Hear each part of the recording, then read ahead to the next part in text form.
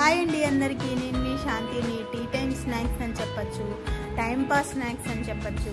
ఎక్కడికైనా travel వెళ్తున్నప్పుడైనా carry చేయొచ్చు. అలాంటి స్నాక్స్ని పర్ఫెక్ట్గా ఎలా చేయాలో ఈరోజు మన వీడియోలో చూపించేస్తానండి. ఇవే ఉప్పు శనగలు, మా ఇంట్లో అందరి ఫేవరెట్.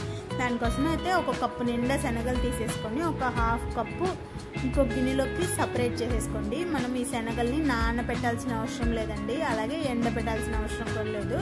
డైరెక్ట్గా అంగట్లో కొనుక్కొచ్చుకొని ఇలా శనగల్లో అయితే ఒక స్పూన్ దాకా ఆయిల్ వేసి మొత్తం శనగలు మొత్తం పట్టేటట్టు బాగా పట్టించేసి స్టవ్ పైన అయితే ఒక బాండలు పెట్టుకొని 2 కప్పుల దాకా సాల్ట్ ఉప్పు వేసేసుకోండి.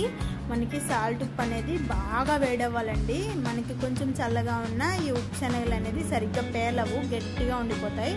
అలా కాకుండా సాల్ట్ బాగా వేడైన తర్వాత ఒక్కొక్క స్పూనే వేసి వేయించుకోవాలండి, ఎక్కువ వేసుకోకూడదు. ఒక్కొక్క స్పూన్ వేసుకొని బాగా కలుపుకుంటూ పెద్ద మంట మీద కలుపుకుంటూ ఉండాలి. ఆ పప్పులు ఎప్పుడైతే పేలడం స్టార్ట్ అవుతాయో అప్పుడు సిమ్లో పెట్టేసి ఒక 5 సెకండ్లు అండి మొత్తం పేలిపోతాయి. ఇలా బాగా పప్పు ఉప్పు శనగలు అయిపోయినప్పుడు మనం ఒక చిల్లుల గింటె కానీ లేదా బొక్కల గింటె కానీ తీసేసుకొని ఉప్పుతో పాటే పప్పుని మాత్రం ఆ వడగంటలో వేసేసామంటే ఉప్పు అంతా కిందికి వచ్చేస్తుంది, పప్పులు పైన ఉండిపోతాయండి. చాలా ఈజీగా సింపుల్గా మనం ఎన్ని ఉప్పు శనగలైనా మనం ఇంట్లో ఇలా తయారు చేసేసుకోవచ్చు.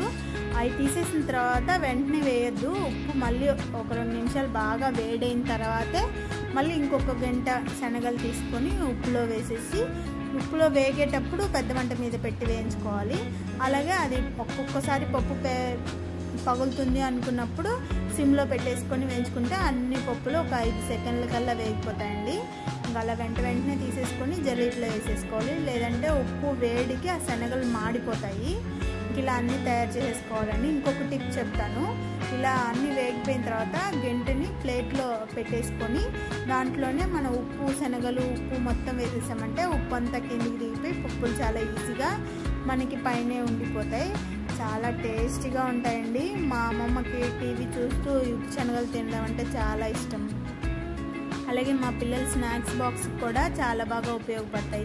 మా మావయ్య అయితే బఠానీలని ఉప్పు శనగలని చాలా ఇష్టంగా తింటాడండి.